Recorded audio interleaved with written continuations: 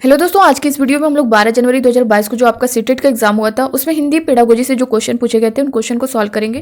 तो सबसे पहले आप लोग वीडियो को लाइक कर लीजिए, शेयर कर दीजिए, नए हो तो चैनल को सब्सक्राइब कर लीजिए। तो दोस्तों पहला क्वेश्चन आप स्क्रीन पर देख पा रहे होंगे।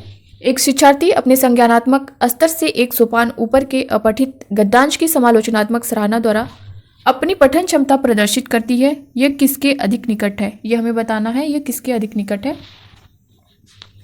ऑप्शन फर्स्ट है बोधगम्य निवेश, सेकंड है बोधगम्य उत्पाद, थर्ड है परिकल्पना का अनुवीक्षण, फोर्थ है प्राकृतिक क्रम। तो दोस्तों इसका आंसर आप लोग करिए कमेंट बॉक्स में। एक शिक्षार्थी अपने संज्ञानात्मक स्तर से एक सोपान ऊपर के अपठित गद्यांश की समालोचनात्मक सराहना द्वारा अपनी पठन क्षमता प्रदर्शित करती है। ये किसके अधिक निकट है। तो दोस्तों ये बोधगम्य निवेश के निकट है, यानी फर्स्ट ऑप्शन जो है ये हमारा करेक्ट हो जाएगा। नेक्स्ट क्वेश्चन देखेंगे। ज्ञान की अवचेतन स्वीकृति जहां सूचनाएं संप्रेषण के माध्यम से मस्तिष्क में एकत्र होती हैं उसे भाषा के किस रूप में जाना जाता है। ऑप्शन फर्स्ट है अधिगम, सेकंड है विकास, थर्ड है अर्जन, फोर्थ है कार्य। तो दोस्तों इसका आंसर आप लोग करिए। ज्ञान की अवचेतन स्वीकृति जहां सूचनाएं संप्रेषण के माध्यम से मस्तिष्क में एकत्र होती हैं उसे भाषा के किस रूप में जाना जाता है। तो दोस्तों उसे भाषा के अर्जन के रूप में जाना जाता है, यानी थर्ड ऑप्शन जो है ये हमारा करेक्ट हो जाएगा। अगला क्वेश्चन देखेंगे। निम्नलिखित में से कौन सा एक भाषा का अंग नहीं है, कौन सा इसमें से भाषा का अंग नहीं है वो हमें बताना है। फर्स्ट है ध्वनि, सेकंड है रूप, थर्ड है अर्थ, फोर्थ है पठन। कौन सा एक भाषा का अंग नहीं है, ध्वनि है, रूप है, अर्थ है, यानी पठन नहीं है। तो फोर्थ ऑप्शन हमारा करेक्ट हो जाएगा। ठीक है, नेक्स्ट क्वेश्चन देखेंगे। कौन सी पद्धति लिखित भाषा की अपेक्षा मौखिक भाषा पर अधिक बल देती है। ऑप्शन फर्स्ट है श्रव्य भाषा पद्धति, सेकेंड है व्याकरण अनुवाद पद्धति, थर्ड है संरचनात्मक उपागम, फोर्थ है निगमन पद्धति। दोस्तों जैसा कि क्वेश्चन आप समझ पा रहे होंगे, कौन सी पद्धति लिखित भाषा की अपेक्षा मौखिक भाषा पर अधिक बल देती है ये हमें बताना है। कौन सा ऑप्शन करेक्ट होगा। जैसा कि मौखिक भाषा पर अधिक बल देती है तो दोस्तों ये श्रव्य भाषा पद्धति होगा, यानी फर्स्ट ऑप्शन हमारा करेक्ट हो जाएगा। अगला क्वेश्चन देखेंगे। किस पद्धति में शिक्षक को सभी पद्धतियों के बारे में जागरूक होना चाहिए। फर्स्ट है व्याकरण अनुवाद पद्धति, सेकंड है प्रत्यक्ष पद्धति, थर्ड है गतिविधि आधारित अधिगम, फोर्थ है विभिन्न दर्शन ग्राही या फिर ग्रहणशील पद्धति। तो दोस्तों इस क्वेश्चन का आंसर आप लोग करिए। किस पद्धति में शिक्षक को सभी पद्धतियों के बारे में जागरूक होना चाहिए। फर्स्ट है व्याकरण अनुवाद पद्धति, सेकंड है प्रत्यक्ष पद्धति, थर्ड है गतिविधि आधारित अधिगम, फोर्थ है विभिन्न दर्शन ग्राही या फिर ग्रहणशील पद्धति। सभी पद्धतियों के बारे में शिक्षक को सभी पद्धतियों के बारे में जागरूक होना चाहिए। विभिन्न दर्शन ग्राही या फिर ग्रहणशील पद्धति, ये आपका करेक्ट आंसर होगा, यानी फोर्थ ऑप्शन आपका करेक्ट हो जाएगा। अगला क्वेश्चन देखेंगे। समाचार पत्र की मुख्य पंक्तियों पर सरसरी दृष्टि डालना किस प्रकार का पठन है। ऑप्शन फर्स्ट है गहन पठन, सेकंड है बारीकी से पठन, थर्ड है विस्तृत पठन, फोर्थ है सरसरी दृष्टि से देखना। जैसा कि आप क्वेश्चन को समझ पा रहे होंगे, समाचार पत्र की मुख्य पंक्तियों पर सरसरी दृष्टि डालना किस प्रकार का पठन है। तो दोस्तों ये सरसरी दृष्टि से देखना, यानी फोर्थ ऑप्शन जो है ये हमारा करेक्ट हो जाएगा। दोस्तों ये क्वेश्चन कई बार रिपीट किया है कई शिफ्टों में, तो इसे ध्यान दीजिएगा आप लोग। अगला क्वेश्चन आप देख पा रहे होंगे। निम्नलिखित में से कौन सी लेखन की विशेषता नहीं है। इसमें से पूछा है कौन सी लेखन की विशेषता नहीं है, ये हमें बताना है। फर्स्ट है मौखिक रिपोर्ट प्रस्तुत करना, सेकंड है अच्छा संगठन, थर्ड है स्पष्ट उद्देश्य, फोर्थ है व्याकरणिक परिशुद्धता। जैसा कि आप समझ पा रहे होंगे, कौन सी लेखन की विशेषता नहीं है ये हमें बताना है। अच्छा संगठन है, स्पष्ट उद्देश्य है, फोर्थ है व्याकरणिक परिशुद्धता है, ये भी है, यानी मौखिक रिपोर्ट प्रस्तुत करना ये नहीं है। तो हमारा जो फर्स्ट ऑप्शन है ये करेक्ट हो जाएगा। अगला क्वेश्चन देखते हैं। निम्नलिखित में से कौन सा सिद्धांत बच्चों को अमूर्त शब्दों को सीखने तथा शब्द कैसे वर्गों से संबंधित है यह पहचानने में सहायता करता है।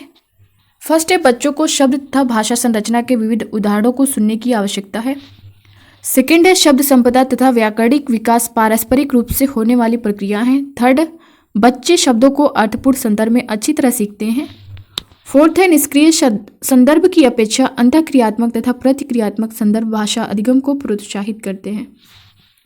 तो इसका आंसर आप लोग करिए। क्वेश्चन नंबर 8 का आंसर करिए। निम्नलिखित में से कौन सा सिद्धांत बच्चों को अमूर्त शब्दों को सीखने तथा शब्द कैसे वर्गों से संबंधित है ये पहचानने में सहायता करता है? फर्स्ट है, बच्चों को शब्द तथा भाषा संरचना के विविध उदाहरणों को सुनने की आवश्यकता है। तो दोस्तों ये फर्स्ट आंसर जो है, बच्चों को शब्द तथा भाषा संरचना के विविध उदाहरणों को सुनने की आवश्यकता है, यही आपका करेक्ट होगा। फर्स्ट ऑप्शन आपका करेक्ट हो जाएगा।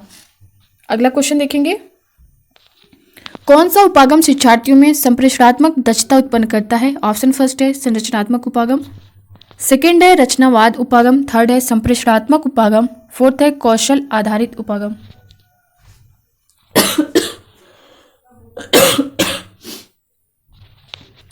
कौन सा उपागम शिक्षार्थियों में संप्रेषणात्मक दक्षता उत्पन्न करता है, ये हमें बताना है। तो दोस्तों थर्ड ऑप्शन जो आप देख पा रहे होंगे, संप्रेषणात्मक उपागम, ये हमारा करेक्ट हो जाएगा, थर्ड ऑप्शन। नेक्स्ट क्वेश्चन देखेंगे, प्रमाणिक आकलन क्या है? फर्स्ट है मानकीकृत परीक्षण जिसमें प्रश्न उत्तर चुनने के लिए सीमित संख्या में दिए जाते हैं।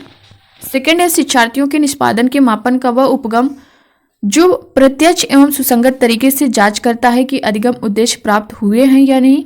थर्ड है प्रतिभागियों का आकलन जहां कार्यक्रम के प्रतिफल पर बल दिया जाता है। फोर्थ है अनुदेशित इकाई के अंत में मानकों की तुलना में शिक्षार्थी के अधिगम का मूल्यांकन करना। तो दोस्तों इस क्वेश्चन का आंसर आप लोग करिए, प्रमाणिक आकलन क्या है? दोस्तों इसका जो करेक्ट आंसर होगा, शिक्षार्थियों के निष्पादन के मापन का वह उपागम जो प्रत्यक्ष एवं सुसंगत तरीके से जांच करता है कि अधिगम उद्देश्य प्राप्त हुए हैं या नहीं, यानी सेकंड ऑप्शन जो है ये हमारा करेक्ट होगा। अगला क्वेश्चन देखेंगे, रचनात्मक आकलन के बारे में कौन सा कथन उपयुक्त है, ये हमें बताना है। रचनात्मक आकलन के बारे में कौन सा कथन उपयुक्त है? फर्स्ट है सत्र की अवधि विशेष में शिक्षार्थी के कौशल का मूल्यांकन करना। सेकेंड है शिक्षार्थी की प्रक्रिया पर केंद्रित है। थर्ड है शिक्षण संस्थानों में बहुत अधिक मान्यता दी गई है। फोर्थ है विद्यार्थियों द्वारा दी गई त्रुटियों को तुरंत सुधारना। रचनात्मक आकलन के बारे में कौन सा कथन उपयुक्त है? सत्र की अवधि विशेष में शिक्षार्थी के कौशल का मूल्यांकन करना, ये नहीं होगा। शिक्षार्थी की प्रक्रिया पर केंद्रित है। शिक्षण संस्थानों में बहुत अधिक मान्यता दी गई है। विद्यार्थियों द्वारा की गई त्रुटियों को तुरंत सुधारना।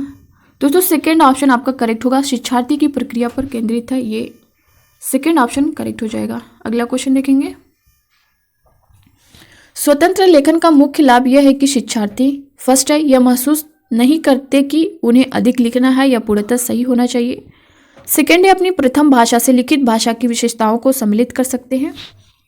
थर्ड है रचनात्मक बनने की स्वतंत्रता का लाभ उठाते हैं। फोर्थ है लिखने या न लिखने की स्वतंत्रता का लाभ उठाते हैं। तो दोस्तों इसका आंसर आप लोग करिए, स्वतंत्र लेखन का मुख्य लाभ यह है कि शिक्षार्थी, कौन सा ऑप्शन करेक्ट होगा ये हमें बताना है। दोस्तों ये सारे क्वेश्चन आपके 12 जनवरी 2022 को पूछे गए हैं। तो दोस्तों इसका जो करेक्ट आंसर होगा ऑप्शन थर्ड, रचनात्मक बनने की स्वतंत्रता का लाभ उठाते हैं। थर्ड ऑप्शन जो है ये करेक्ट हो जाएगा। नेक्स्ट क्वेश्चन देखेंगे, बच्चे किस अवस्था के दौरान तरह तरह के अक्षरों को मिलाकर ध्वनियां निकालनी शुरू कर देते हैं, जैसे कि बा, दा, इस तरह के वर्ड। फर्स्ट है किलकारी करने की अवस्था, सेकंड है एक शब्दी अवस्था, थर्ड है टेलीग्राफिक वाक अवस्था, फोर्थ है बबलाने की अवस्था।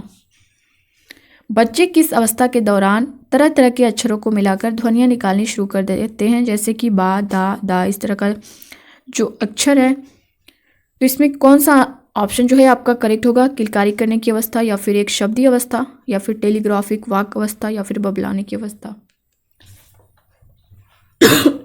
आप लोग अपने आंसर करिए कमेंट बॉक्स में।